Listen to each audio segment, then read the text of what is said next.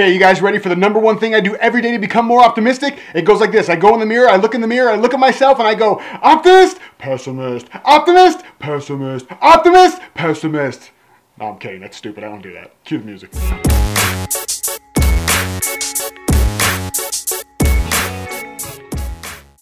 Hey, all you creatives and creators. This is Jason Goldberg, and you are watching MEometryTV, the place to be to yearn more, learn more, and earn more from your life and business.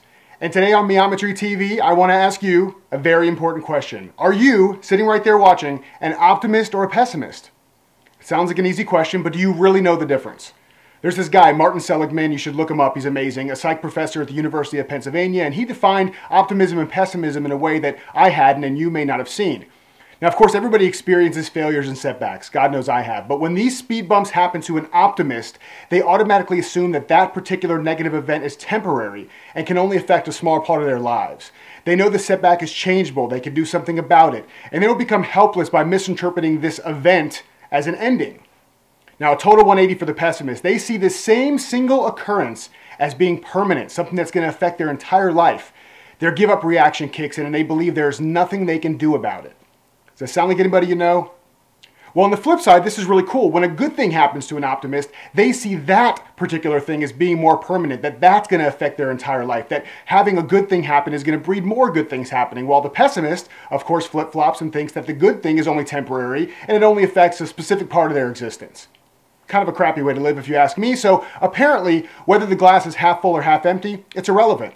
If you're an optimist and the liquid level in the glass is low, you know you can do something about it. You can fill it up. You can find another glass to drink from. And that regardless of it all, it's just one glass. It doesn't represent the totality of all glasses. On the other hand, if you're a pessimist, the water level is not only half, but it'll surely and permanently be gone at some point soon, and there's nothing you can do to affect that fact. Further, even if you could slow down the evaporation of the liquid from the glass, it wouldn't matter, because that glass holds all of your hopes, your dreams, your beliefs, and your realities within it. When it's gone, you're gone. It's a hell of an ending, huh? So ready for the good news? I sure am after all that pessimistic talk at the end there. Optimism can be learned. In fact, Learned Optimism is one of Seligman's books on the subject. And how cool is it that you can start learning it simply by changing the story you're telling yourself? So instead of self-talking yourself, that sounds kind of weird, self-talking yourself, with a negative story about how the world is over because a particular event happens, instead self-talk yourself, still sounds weird, with an alternate story to empower and challenge yourself to move past the bad thing, to bounce back, or to keep moving forward. Keep exercising your resiliency muscle and voila, you're an optimist. Easy peasy. Your mind, body, and soul will thank you. Now, speaking of stories, I want to leave you with a quick story about optimism. So there was a family that had twin boys, and their only resemblance to each other was their looks. If one felt it was too hot, the other one thought it was too cold. If one said, the TV's too loud, then the other claimed the volume needed to be turned up.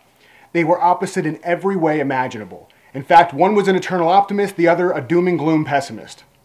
So just to see what would happen on the twins' birthday, their father loaded the pessimist room with every imaginable toy and game you could think of, while he loaded the optimist room with horse manure.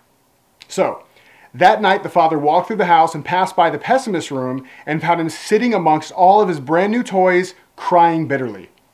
"Why are you crying?" the father asked. "Because my friends will be jealous and I'll have to read all these instructions before I can do anything with all this stuff, and I'll constantly need batteries and all my toys will eventually get broken." So the father just kind of shook his head and walked out of the room, and instead he walked by the optimist twin room. The father looked in and found him dancing for joy in the pile of manure. "What are you so happy about?" he asked. To which his optimist twin replied, "There's got to be a pony in here somewhere." So as you know, we yearn, learn, and earn exponentially more when we share our gifts with each other. I want to hear from you.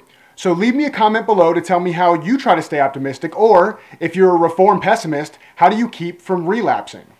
If you love this video, please subscribe to our YouTube channel and be sure to share it with your friends. Also, don't forget to head over to Meometry.com to sign up for exclusive email updates and to get insights that I only share with my most engaged peeps. Is that going to be you? Now remember that you and your gifts are extraordinary and exceptional. Be you, do you, and love you, because you know what? There is only one of you. See you next time on MEometryTV.